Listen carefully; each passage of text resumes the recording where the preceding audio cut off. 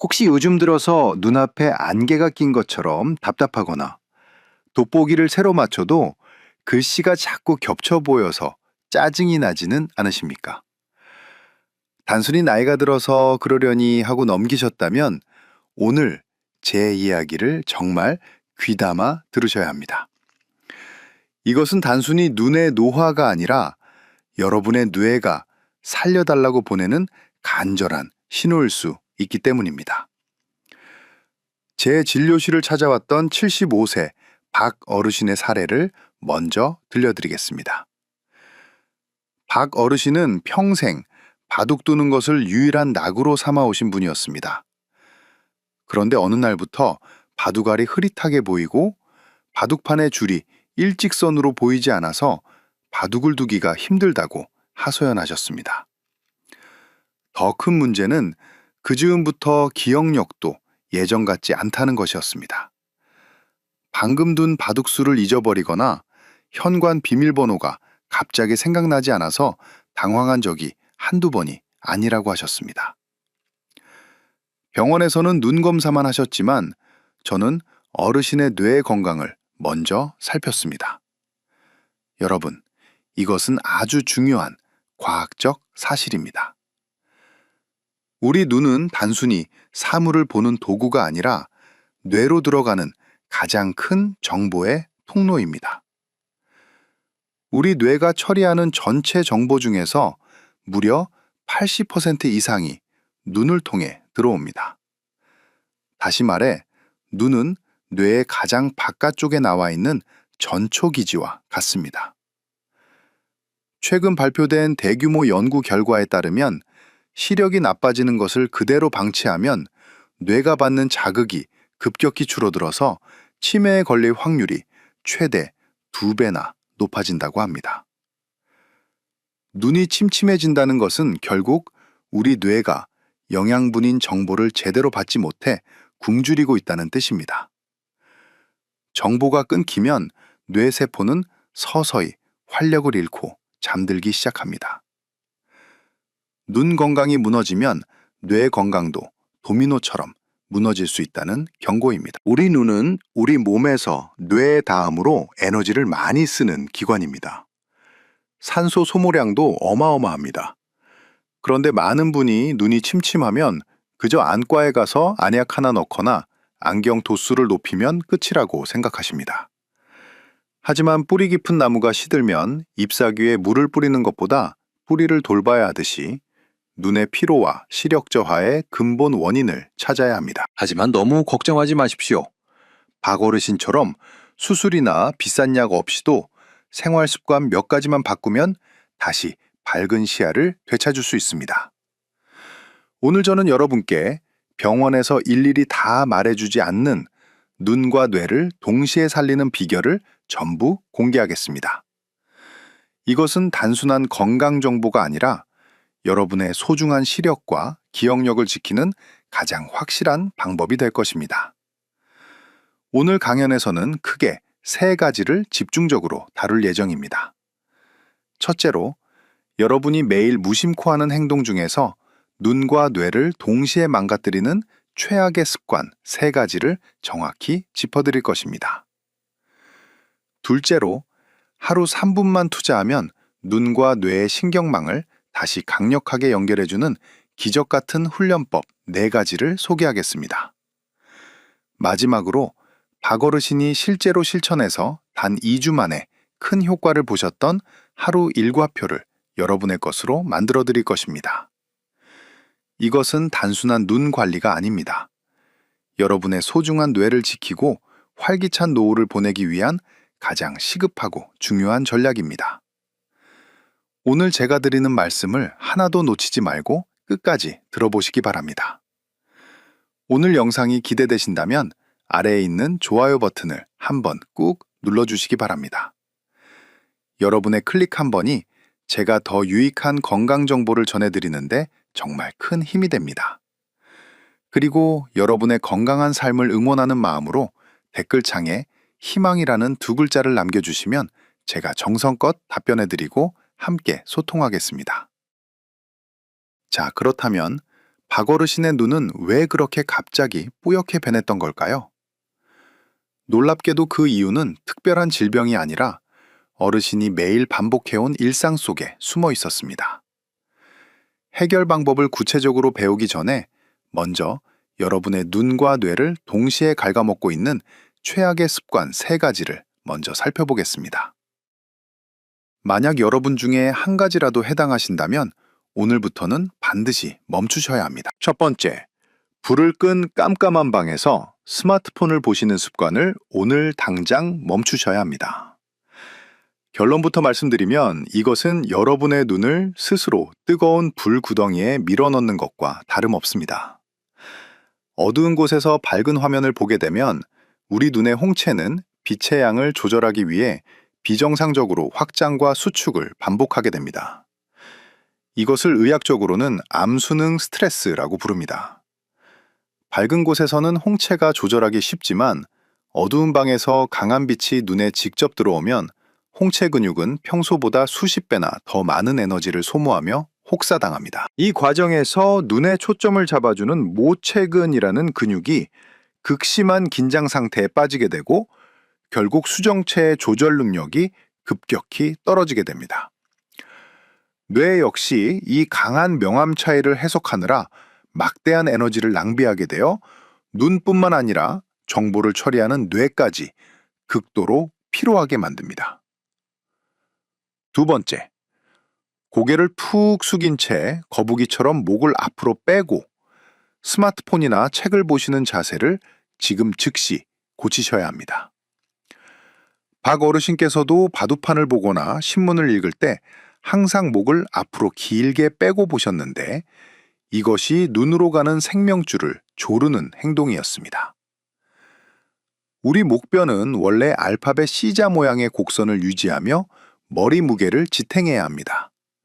하지만 고개를 숙이면 이 곡선이 무너지면서 목 뒤쪽의 근육이 딱딱하게 굳어버립니다. 이때 뇌와 눈으로 연결되는 중요한 혈관들이 근육에 눌려 강하게 압박을 받게 됩니다.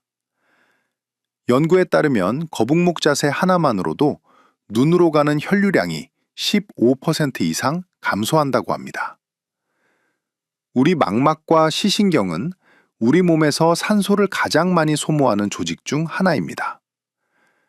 혈액 공급이 줄어들면 눈은 즉각적인 산소 부족 상태에 빠지고 시신경은 서서히 마르기 시작합니다. 결국 아무리 좋은 안약을 넣어도 눈에 영양분이 전달되지 않아 시야가 계속 흐려지는 것입니다. 세 번째, 잠을 적게 자는 습관을 완전히 버리고 하루에 최소한 7시간 이상은 반드시 깊은 잠을 주무셔야 합니다. 많은 어르신이 나이가 들면 잠이 줄어드는 것이 당연하다고 생각하시며 새벽 일찍 일어나 5시간 미만으로 주무시곤 합니다. 하지만 우리 뇌는 잠을 자는 동안에만 특별한 대청소를 시작합니다. 뇌 척수액이라는 액체가 뇌와 시신경 주변에 쌓인 독소와 노폐물을 깨끗이 씻어내는 유일한 시간입니다. 그런데 수면 시간이 부족하면 이 중요한 청소 과정이 중간에 끊기게 됩니다. 시신경 주변에 쓰레기가 쌓이고 배출되지 않으면 신경세포가 손상되기 시작하는데 이는 녹내장과 같은 심각한 실명질환을 일으키는 원인이 됩니다. 또한 잠이 모자라면 눈을 보호하는 눈물층이 파괴되어 안구 건조증이 심해지고 아침에 일어났을 때 눈이 뻑뻑하고 침침해지는 증상이 매일 반복되는 것입니다. 박 어르신께서는 제 설명을 들으시고 본인의 과거 행동을 되돌아보며 큰 충격을 받으셨습니다. 매일 밤 손주들 사진을 보려고 불을 끄고 스마트폰을 만졌던 시간과 건강을 챙기겠다고 새벽 일찍 일어나느라 잠을 줄였던 것이 오히려 본인의 눈과 뇌를 스스로 망가뜨리고 있었다는 사실을 깨달으신 겁니다. 여러분도 혹시 박 어르신과 비슷한 생활을 하고 계시지는 않습니까? 오늘 제가 말씀드린 이 3가지 나쁜 습관만 당장 멈추셔도 여러분의 눈은 다시 편안하게 숨을 쉬기 시작할 것입니다. 이 정보는 여러분의 건강뿐만 아니라 사랑하는 가족과 친구들에게도 생명과 같은 아주 귀중한 정보입니다. 지금 바로 이 영상을 주변의 소중한 분들에게 공유해 주시기 바랍니다. 여러분의 공유 한 번이 누군가의 소중한 시력을 지키고 치매를 예방하는 큰 선물이 될 수 있습니다. 자, 이제 우리 몸을 갉아먹는 나쁜 습관들을 모두 확인하셨으니 이제는 반대로 이미 약해진 시력을 되살리고 뇌의 기능을 깨워줄 최고의 비책들을 알아볼 차례입니다. 앞서 보신 것들이 우리 눈과 뇌를 질식시키는 장애물이었다면 지금부터 말씀드릴 4가지 방법은 막혔던 혈관을 뚫고 뇌의 신경회로를 다시 연결해주는 생명줄과 같습니다. 박어르신께서도 이 설명을 들으시고 이제라도 늦지 않았는지 저에게 간절하게 물으셨습니다. 저는 당연히 늦지 않았다고 말씀드렸고 할머니는 그날부터 새로운 희망을 품으셨습니다. 여러분도 이제부터 제가 선언하는 이 해결책들을 하나씩 가슴에 새겨보시기 바랍니다. 첫 번째로 여러분이 무언가에 집중해서 보고 계신다면 반드시 20분마다 6m 먼 곳을 20초 동안 바라보십시오. 이것은 전 세계 의사들이 권장하는 20-20-20 법칙이라는 아주 강력한 눈 휴식법입니다.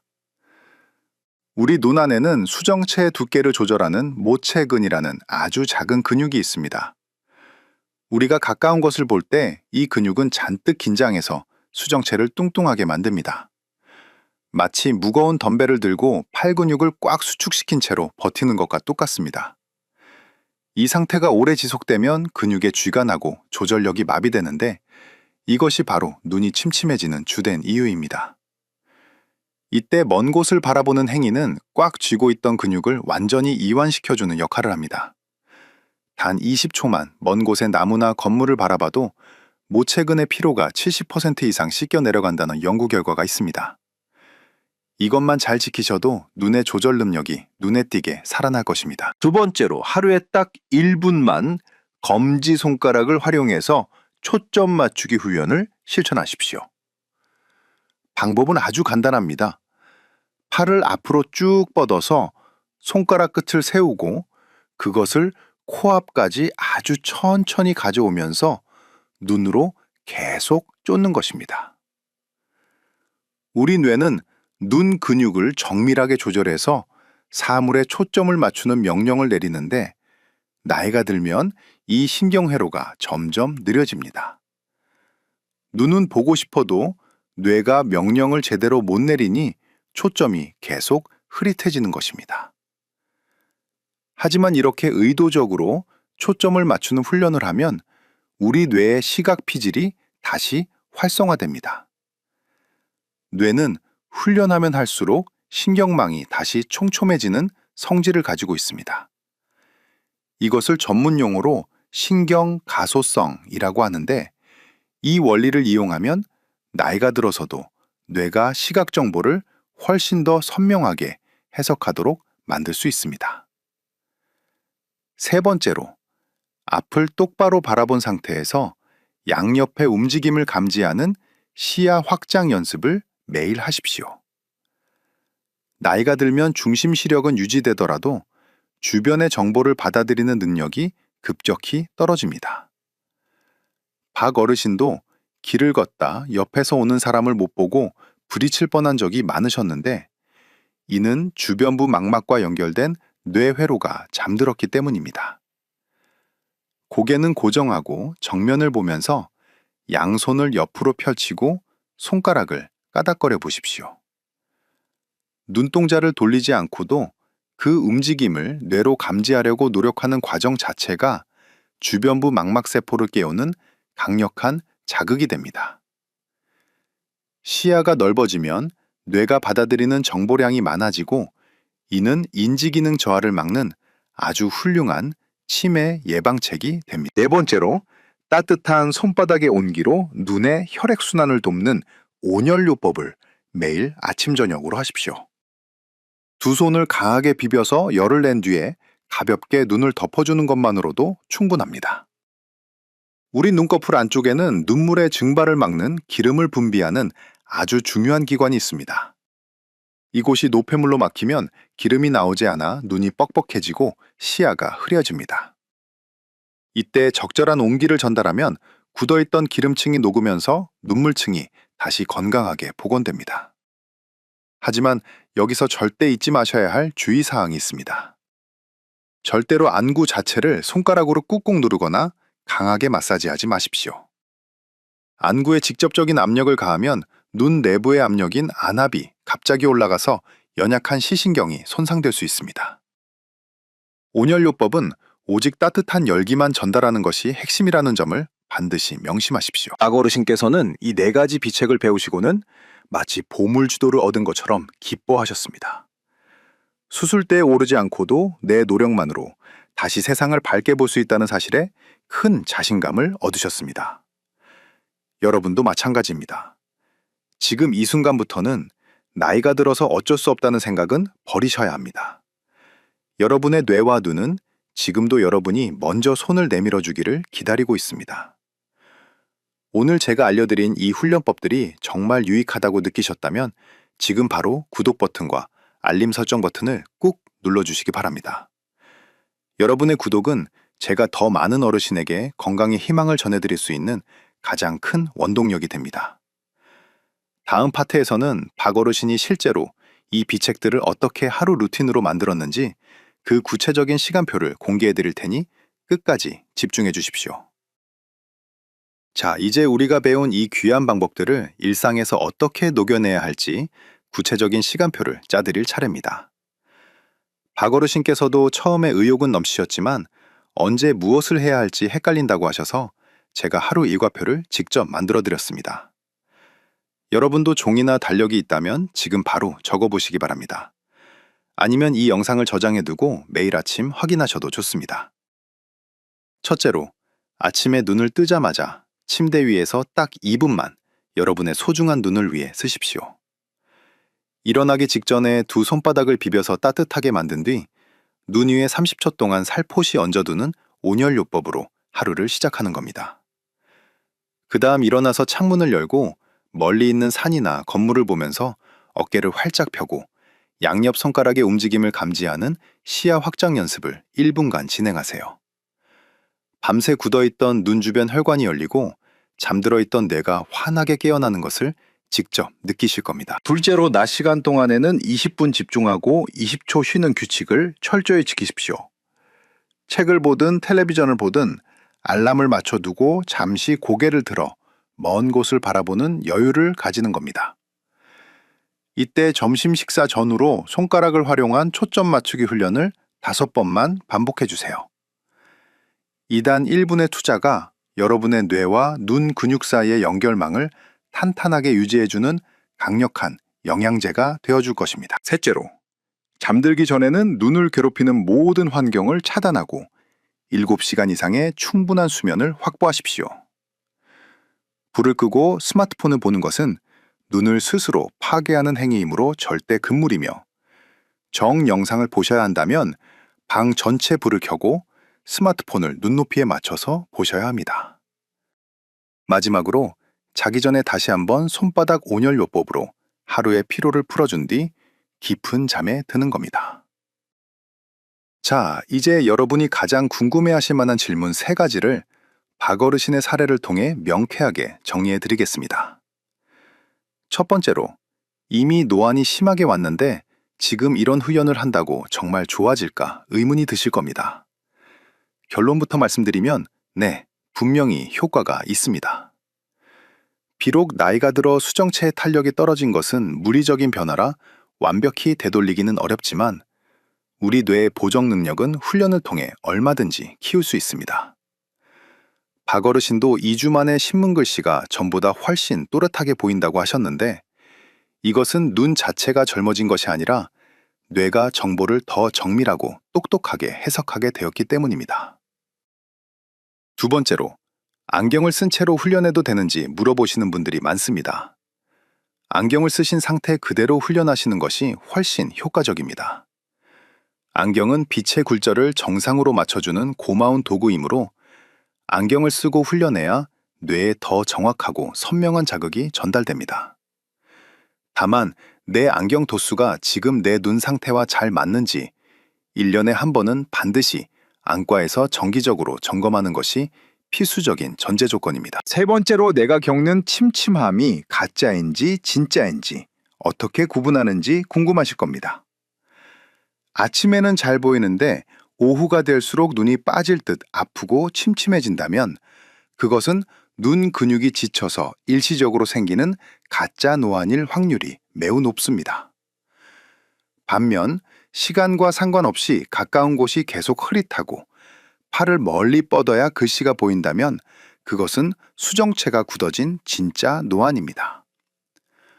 가짜 노안은 제가 알려드린 훈련법만으로도 아주 빠르게 회복될 수 있고 진짜 노안이라 하더라도 이 훈련을 병행하면 시력이 급격히 나빠지는 것을 확실히 막고 뇌 건강까지 지킬 수 있습니다. 박 어르신은 제가 짜드린 이 시간표대로 딱 2주를 사셨습니다.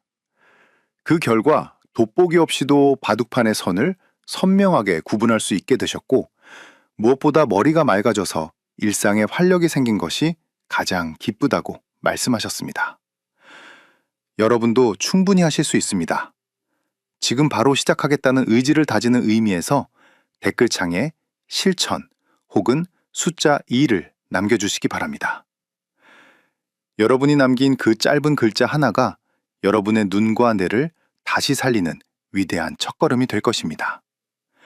서로의 실천을 응원하며 끝까지 함께 건강해집시다. 여러분, 오늘 제가 전해드린 이야기들을 다시 한번 가슴에 새겨보는 시간을 갖겠습니다. 오늘 강연의 핵심 내용을 딱 3줄로 요약해드립니다. 첫째로, 눈이 침침해지는 증상은 단순히 눈의 문제가 아니라 우리 뇌가 보내는 긴급 구조 신호라는 사실을 잊지 마십시오.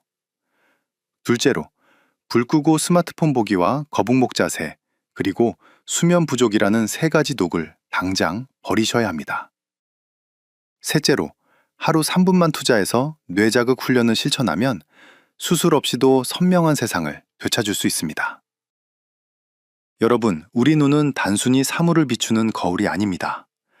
우리 몸에서 가장 복잡하고 예민한 신경 조직이 모여있는 뇌의 연장선입니다. 그래서 제가 오늘 그토록 강조해서 말씀드린 것입니다. 눈을 돌보는 것이 곧 여러분의 기억력을 지키고 치매를 예방하는 가장 확실한 길이기 때문입니다.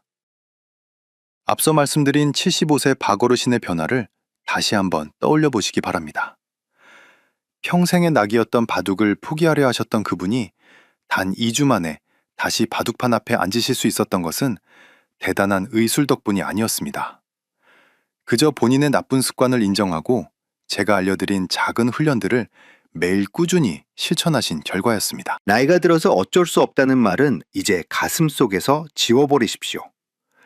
우리 몸은 우리가 정성을 들이는 만큼 반드시 정직하게 응답합니다. 오늘부터 실천할 그 3분의 시간이 여러분의 인생 후반전을 얼마나 밝고 활기차게 바꿔놓을지 저는 확신합니다. 침침한 안개 속을 걷는 듯한 답답함에서 벗어나 사랑하는 가족의 얼굴을 선명하게 보고 좋아하는 책을 마음껏 읽는 즐거움을 다시 누리시길 바랍니다. 마지막으로 제가 꼭 당부드리고 싶은 말씀이 있습니다.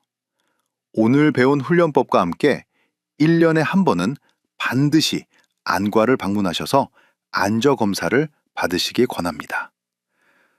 녹내장이나 황반변성 같은 질환은 소리 없이 찾아오지만 정기적인 검진만으로도 실명의 위기에서 벗어날 수 있습니다. 스스로 하는 관리와 전문가의 점검이 만날 때 여러분의 눈 건강은 비로소 완벽하게 지켜질 수 있습니다. 오늘 제가 드린 이야기가 여러분의 삶에 작은 희망의 빛이 되었기를 진심으로 바랍니다.